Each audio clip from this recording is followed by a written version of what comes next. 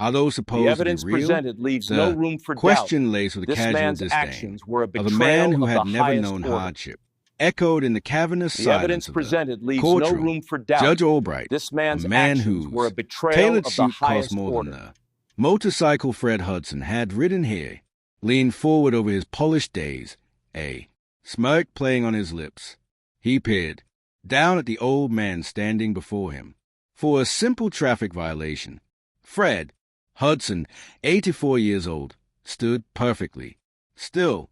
His back was straight, a testament to a discipline forged in a time and place this judge could not begin to imagine. He wore a simple faded denim jacket, the kind I had seen decades of sun and rain. Pinned to the left breast just over his heart were 3 rows of ribbons and a single star-shaped medal hanging from a pale blue ribbon. They were the source of the judge's amusement. Your Honor, Fred's public defender, a young woman named Sarah Jenkins, began. My client's service record has no bearing on this case. Judge Albright waved a dismissive hand, not even gracing her with a glance. His eyes remained fixed on Fred. I'm sure it doesn't. I'm just curious. It's quite a collection for a man who can't seem to remember the speed limit on a county road. Let me guess. You bought them at a surplus store. Hey, little costume jewelry to impress the folks at the VFW, the small gallery, mostly filled with people waiting for their own minor infractions to be called. The evidence presented Shifted leaves no uncomfortably. room for doubt. A few This man's snickers could be actions were a heard from the back betrayal of the highest row, order. but most just stared. A The mixture evidence of presented pity leaves and no room for second-hand doubt. embarrassment on This man's their actions faces. were a betrayal Fred of the Hudson highest said order. nothing. His eyes, clear and gray as a winter sky, were fixed on the state flag hanging behind the judge. He wasn't angry. He wasn't insulted. He seemed to be somewhere else entirely, a place of profound and unshakable calm. I asked you a question, sir. The judge pressed, his voice rising. He enjoyed this small town power of his position, the ability to dismantle a person piece by piece, under the guise of judicial authority. Are you going to answer me, or are you as deaf as you are decorated? Sarah Jenkins stood up straighter, her face flushed with anger. Your Honor, this is inappropriate. Mr. Hudson is a veteran and deserves our respect. Respect is earned, counselor. Albright shot back, his voice like the crack of a whip, and parading around with a chest full of tin doesn't automatically earn it in my courtroom. Now, Mr. Hudson, for the last time, where did you get the medals? Fred's gaze slowly lowered from the flag and met the judge's. His voice, when it came, was quiet, but carried a surprising weight, like stones worn smooth by a river. They were given to me. The simplicity of the answer seemed to enrage the judge further. It offered no purchase for his mockery. Given to you. By whom? The costume shop manager. The evidence presented leaned leaves back no in his room for large doubt. leather chair. This man's A caricature actions of were a smuggle betrayal authority. of the highest Let's be order. clear. I am tired The of men evidence of a presented certain leaves no room for generation doubt. thinking a This uniform man's they wore actions were a half a betrayal century of the ago gives highest them a order. free pass. You ran a stop sign. You were clocked at 20 m over the limit. And you stand here in this ridiculous jacket as if it's some sort of shield. I find it insulting to the real heroes who served. Each word was a calculated blow designed to humiliate. Sarah could feel the tension in her own body, a coiled spring of outrage. She looked at her client. Fred's hands, gnarled with age and speckled with liver spots, rested calmly on the defense table. He didn't fidget. He didn't flinch. He just stood there, absorbing the judge's venom without a flicker of expression. Take the jacket off, the judge commanded. A collective gasp went through the courtroom. This was no longer about a traffic ticket. This was a public stripping of dignity. Your Honor, you can't be serious. Sarah pleaded, her voice trembling slightly. I am perfectly serious. Counselor, this is my courtroom. The Defendant will show it the proper respect. That display is a distraction. Take it off, Mr. Hudson, or I will find you in contempt. The bailiff, a burly man, who had seen his share of courtroom drama, took a hesitant step forward. His eyes met Fred's, and for a moment he looked uncertain, even apologetic. Fred did not move. He did not look at the leaves no bailiff or room the for judge. doubt. He This looked man's at the actions were a medals on betrayal his of own the chest, highest order. his gaze lingering for The a evidence fraction of a presented second leaves on no room the for one doubt. hanging from the This blue man's ribbon. actions He were a betrayal seemed of to the be listening highest to order. a distant echo, a sound no one else in the room could hear. His silence was his answer. It was a profound and unyielding no. Fine. The judge spat, his face turning a blotchy red. Baliev had a charge of contempt of court and a $500 fine. Maybe that will get his attention. The judge's eyes narrowed on the most prominent medal, the one that hung slightly apart from the others. He pointed a fat finger at it, especially that one. The gold, too. Wear a replica of the Medal of Honor. Do you have any idea what that represents? Old man, the blood and sacrifice it stands for. You wearing that is a slap in the face to every person who ever served honorably. As Judge Albright spoke, the sterile wood-paneled courtroom seemed to dissolve around Fred Hudson. The judge's mocking words faded into a roar, not of a hostile crowd, but of rotor blades and screaming men. The air, thick with the smell of floor polish and stale coffee, was suddenly choked with the metallic tang of blood and the acrid smoke of cordite. For a fleeting second, he wasn't standing on worn linoleum, but was back in the sucking mud of a rice patty outside Hugh City. He wasn't looking at a judge's sneering face, but at the terrified wide eyes of a young private, a kid from Ohio named Miller, The whose evidence leg had been presented shredded leaves by no machine room for doubt. gunfire. This man's The actions blue of the were a metal's betrayal ribbon of the was highest the order. impossible brilliant blue of the The sky he evidence glimpsed presented through the leaves jungle, no room for doubt. canopied just before This he man's scrambled from actions were a the betrayal relative of the safety of a highest bomb order. crater. He could feel the weight of Miller on his back, the hot wet soak of blood through his fatigues, the deafening chatter of the enemy gun stitching a line in the mud just inches from his head. He remembered the burning in his lungs, the singular desperate thought not of living or dying, but of getting that boy to the medevac chopper. The metal wasn't a piece of tin. It was the weight of another man's life. The memory vanished as quickly as it came, leaving Fred back in the silent, tense courtroom. He blinked slowly, his composure unbroken. Only his breathing had changed, becoming just a fraction deeper, a little more measured. Sarah Jenkins watched the entire exchange, her heart pounding with a helpless fury. She saw the judge's cruelty, the crowd's cowed silence, and Fred's incredible, almost unnerving stoicism. She knew with a certainty that chilled her to the bone that this was a terrible injustice. The judge wasn't just wrong.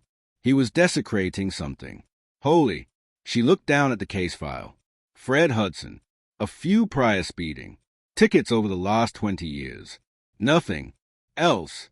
Address, social security number, date of birth. On the intake form, in the box marked military service. Fred The evidence had presented simply written leaves yes. no room for doubt. He hadn't This man's specified a actions branch, were a betrayal rank, of the highest or single order. honor. The humility The of evidence it in the presented face leaves of no room this for public doubt. flogging was staggering. This man's actions An were a betrayal idea of the sparked in highest her order. mind, a desperate, long shot, while the judge was busy pontificating to the court reporter, adding his self-righteous justifications to the official record. Sarah leaned over to Fred. Mr. Hudson, she whispered, her voice urgent. Is there anyone I can call from your old unit? Fred turned his head slightly, his gaze meeting hers for the first time. There was no fear in his eyes, only a deep, profound weariness. He gave a barely perceptible shake of his head. It was a long time ago, miss. Most of them are gone now. There has to be someone, she insisted, refusing to let it go. She saw a small, almost unnoticeable pin on his jacket collar, a simple crest she didn't recognize. Let me just step out for a moment. I need to get a file from my office. The judge waved her away without looking. Do what you want, counselor. Your client isn't going anywhere. Sarah practically ran from the courtroom, heels clicking frantically on the polished floor. She ducked into an empty alcove in the hallway, her hands shaking as she pulled out her phone. She didn't have a file to get. She had the pin. She quickly typed a description of it into the search engine. U.S. Army crest, soared behind a castle tower. The evidence presented leaves no room for results doubt. flooded in. This man's First actions Special were a Forces betrayal of the group, highest order. The Green Berets. Her breath The evidence hitched. presented leaves This no was room something for doubt. else. This Entirely. man's actions were a She betrayal scrolled through of the highest search order. results, looking for a contact, a public affairs office, a veterans, liaison, anything. She found a general number for Fort Lewis, the group's headquarters. It was a wild gamble, a shot in the dark, a barred sounding. Specialist answered the phone. Fort, public affairs. My name is Sarah Jenkins, she said, trying to keep her voice steady. I'm a public defender in Northwood County. I have a client here, a veteran. He's in trouble. We can't get involved in civilian legal matters, the specialist said, his voice flat with practiced disinterest. I know, I understand, but his name is Fred Hudson, is being held in contempt of court because the judge doesn't believe his medals are real. I can't. He's wearing a first group pin. She blurted out her last desperate card. Please, his name is Fred Hudson. There was a pause on the other end of the line. The bored tone was gone, replaced by a sharp, focused silence. Spell the last name for me. Hudson. She stammered. First name Fred. She heard the sound of furious typing, then a sharp intake of breath. The voice that came back was completely different. It was crisp, urgent, and filled with an energy that made the hair on her arms This man's stand actions up. were a betrayal of the highest What courtroom order. are you in? The Courtroom evidence C, presented Northwood leaves County. no room for doubt. Courthouse. This man's Do not actions let your were a client betrayal of the leave. highest order. Do not let them take him anywhere. We are on our way. The line went dead. Sarah stood frozen in the cove, her phone still pressed to her. The specialist's final words, echoing in the sudden silence. We are on our way. Hope, fierce and bright, surged through her. Help was coming. The phone call ended in Washington State, but the shock wave it created moved at the speed of light. The specialist who took Sarah's call didn't hesitate. He bypassed 3 levels of his own command, patching the call directly to the office of the base's commanding officer, a battle-hardened colonel. The colonel listened, his knuckles turning white as he gripped his desk. The moment he heard the name Fred Hudson, he stood, hold the line. He commanded, and without another word, he strode out of his office and down the hall to a larger, more opulent suite of rooms, not even bothering to knock. Inside, General Marcus Thorne was reviewing logistics reports. He was a man carved from granite and steel with 3 stars on his shoulders and a gaze that could peel paint. He looked up, annoyed at the intrusion. Sir, the colonel said out of breath. We have a code Nightingale. The general's eyes sharpened. Code Nightingale was an The evidence unofficial, presented unwritten leaves no protocol. room for doubt. It was This man's reserved actions for were a a handful betrayal of of living the highest legends, order. men whose service was so The evidence presented extraordinary leaves that no the room for institution doubt. This itself man's was honor actions bound to were a protect them. betrayal No of the highest matter the order. circumstance. It had not been activated in over a decade. Who? General asked, his voice a low rumble. Sergeant Major Fred Hudson. Sir. General. Thorne was out of his chair before the colonel finished the sentence. The logistics report scattered across his Desk, forgotten. A look of disbelief, followed by a thunderous anger passed over his face. Where is he? Northwood, County Courthouse, sir. A local judge is holding him in contempt, accusing him of faking his medals. Specifically, the colonel added, his voice filled with disgust. The Medal of Honor. The general's jaw tightened until a muscle bunched in his cheek. He moved with a speed and purpose that belied his age. He pointed a finger at the colonel. Get me a chopper to the nearest airfield and a car waiting. Full honor guard escort. Dress uniforms. I want to be there in under an hour. He turned to his aide who was already scrambling to his feet. Get me everything on Judge Albright of Northwood County. I want to know where he went to school, who he owes favors to, and what he had for breakfast. Burn the phone lines. I want this handled to the colonel. He gave one final chilling order and get the Secretary of the Army on the line. Tell him a national treasure is being publicly humiliated by a man who doesn't deserve to shine his boots. Back in Courtroom C, the air had grown thick and stagnant with Judge Albright's self-satisfaction.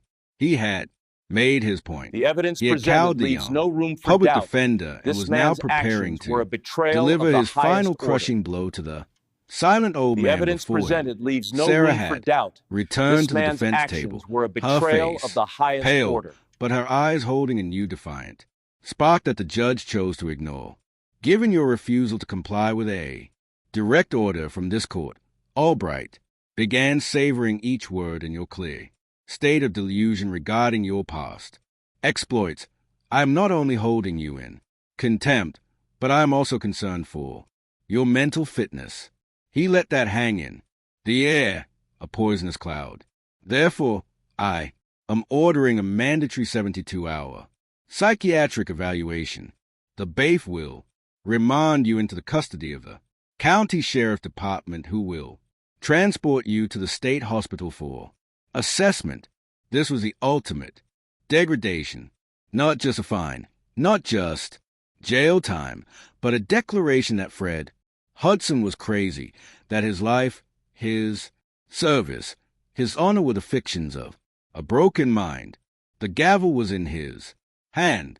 He raised it high, the final punctuation mark on his petty tyranny. He never got to bring it down. A muffled commotion from the hallway outside interrupted him.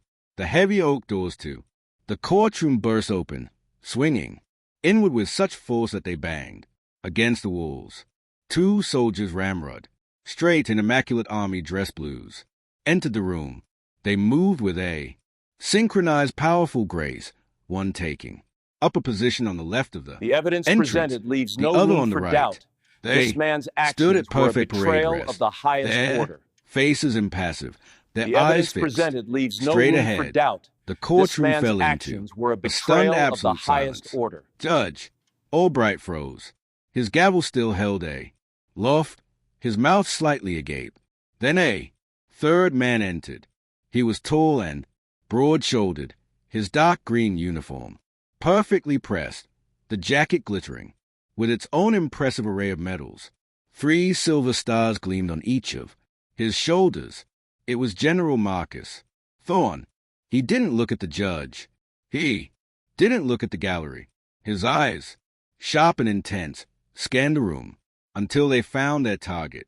He began to walk down the central aisle, his polished boots making a sound like measured, deliberate heartbeats on the tiled floor. Click, click, each step was an indictment. Each step shifted the balance of power in the room. The air crackled with an authority that made the judges seem like a child's tantrum. General Thorne stopped directly in front of the defense table, less than 2 feet from Fred Hudson.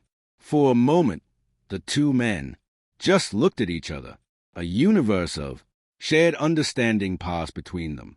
In that silent gaze, the general's hard face softened with a look of profound respect and something akin to reverence. Then, in a move that sent a shockwave through the entire courtroom, General Marcus Thorne snapped to the sharpest, most precise position of attention of his life.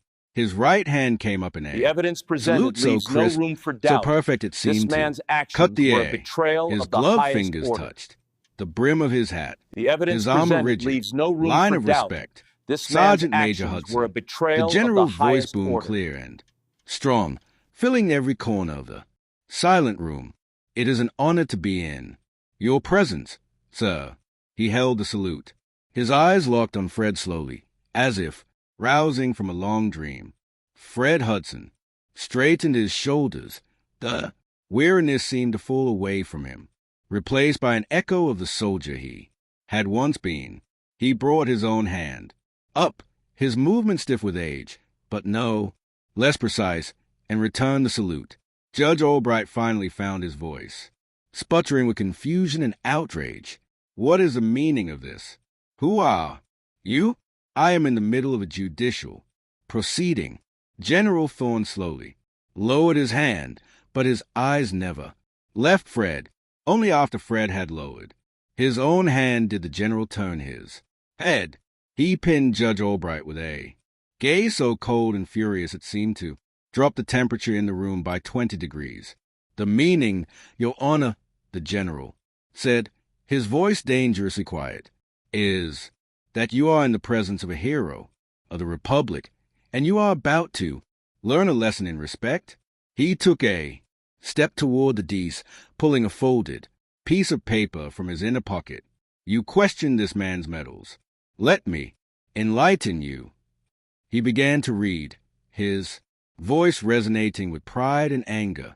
Sergeant The Major evidence Fred presented Hudson, leaves no enlisted, room for doubt. United States This man's Army, actions were a 1958. betrayal of the highest Served order. with distinction for 30 years. The evidence 3 presented tours in leaves no room for Vietnam. doubt. This Member man's of the 5th actions Special were a betrayal Forces of the Group in highest the Military order. Assistance Command Vietnam Studies and Observations Group.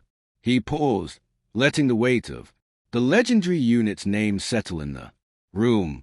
Awards and decorations include the Bronze Star with V for Valor, 3 awards, the Silver Star, 2 awards, the Distinguished Service Cross, the Purple Heart, 4 awards, with each medal named. A new wave of shock rippled through the gallery. People were sitting up straighter, their faces a mixture of awe and shame. A local reporter in the back was scribbling frantically in his notepad. And this one, the general said, his voice dropping as he looked at the metal on the blue ribbon. This gaudy piece of tin you so casually dismissed. This is a Medal of Honor awarded to then Staff Sergeant Hudson for conspicuous gallantry and intrepidity at the risk of his life above and beyond the call of duty. On February 4th, 1968, near the city of Hugh, Sergeant Hudson, with complete disregard for his own safety, single-handedly charged 2 enemy machine gun nests, eliminating them both, and proceeded to carry 3 wounded comrades across 200 m of open fire-swept terrain to a medical evacuation point. He then returned to the fight. The general folded the paper, his movement sharp and deliberate. The evidence He presented stared leaves at no the room judge. for doubt. This man's This man's jacket actions holds were a more honor betrayal than of this the entire highest order. courthouse, yourself included. The evidence He is presented not leaves no a room for doubt. defendant. This He is a man's national actions were a treasure, betrayal and of you the and your highest arrogance order. saw fit to humiliate him. Judge Albright's face had gone from red to a pasty, sickly white. He looked small and powerless behind his large, imposing bench. He opened his mouth, but no words came out. He was, for the first time in his professional life, utterly and completely silenced. The gavel lay forgotten on his desk. The general turned back to Fred. Sergeant Major, on behalf of the United States Army and a grateful nation, I apologize for the indignity you have been subjected to today. He then turned his icy gaze back to the judge, his voice dropping to a low, menacing tone. As for you, Your Honor, you seem to have a problem with veterans. I would suggest you rectify that. I have already been on the phone with the office of your state's governor, as well as the head of the judicial Conduct Commission. They are very, very interested in today's transcript. Imagine your career of public services about to come to a rather abrupt end. The finality in his voice was absolute. He had not just won the argument. He had dismantled the judge's entire world in less than 5 minutes. It was Fred who broke the ensuing silence. He placed a gentle hand on the general's arm. "Marcus," he said, his voice soft but The evidence clear, presented is leaves a man no who room made for a doubt. mistake. This A man's bad actions one, were a but he betrayal of just the didn't highest know. order. He looked up at the The judge, evidence not presented with leaves anger no room for or doubt. triumph, This but man's with a actions surprising were a betrayal of the gentleness. highest The order. medals aren't the point. "Son," he said, his voice carrying the quiet wisdom of a man who had seen the best and worst of humanity. "They are just reminders. Respect isn't something you demand with a gavel. It's something you give freely to the person standing in front of you, whether they are a general or janitor. That's all the lesson there is." As Fred spoke of giving respect freely, the image of the courtroom dissolved for one last, fleeting moment. He was no longer an old man in a courthouse, but a young man in a sweltering jungle, his uniform torn and stained with sweat and blood. He was kneeling beside a captured enemy soldier, no older than a boy, whose eyes were wide with fear. Fred's own canteen was low, but he unscrewed the cap without hesitation and held it to the boy's lips, giving him a drink. It was a small act of grace in a world of horror, a quiet recognition of a shared humanity that transcended uniforms and battle lines. The honor wasn't in the fighting. It was in remembering you were a man. The fallout from that day in Courtroom C was swift and decisive. The story broken by the local reporter and quickly picked up by national news outlets went viral. The image of General Thorne saluting the unassuming old veteran became a symbol of honor and accountability. Judge Albright was suspended, and after a formal investigation by the state Judicial Commission, he was forced into an early disgrace retirement.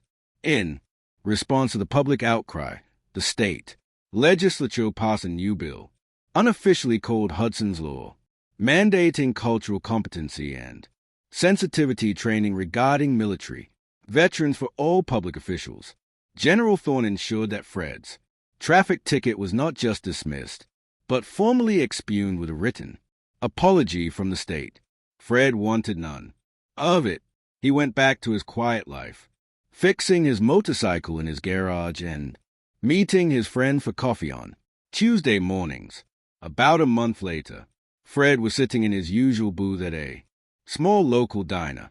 The bell over the door chimed, and a man walked in, looking hesitant and out of place in a simple polo shirt and slacks. It was Albright. He looked older, smaller, stripped of his judicial robes and arrogance. He saw Fred and walked slowly over to the table. "Mr. Hudson," he said, his voice quiet. Can I sit down?" Fred simply gestured to the seat opposite him. Albright sat, his hands fidgeting on the table. "I wanted to apologize," he said, not looking Fred in the eye. "What I did, what I said, there's no excuse for it. I was arrogant. I was cruel, and I was wrong. I'm sorry." Fred took a slow sip of his coffee. He looked at the man across from him, a man broken by his own pride. He saw no reason for any more punishment. Hey, you're not on the bench anymore," Fred said, his tone neutral. "No," Albright admitted. "I'm not." "Good," Fred said, and for a second, Albright flinched. A man shouldn't have a job he doesn't have the heart for. He pushed a menu across the table. "The coffee is good here." It was an offer of peace, a simple, graceful act of forgiveness. Albright looked up, finally meeting Fred's gaze, and for the first time, he saw not a defendant or an old man, but simply a person worthy of respect. He nodded, a weight lifting from his shoulders. Stories like Fred Hudson's remind us that heroes walk among us, every day, often unseen. If you believe in honoring their quiet valor, please like this video, share it with others, and subscribe to Veteran Valor for more stories that deserve to be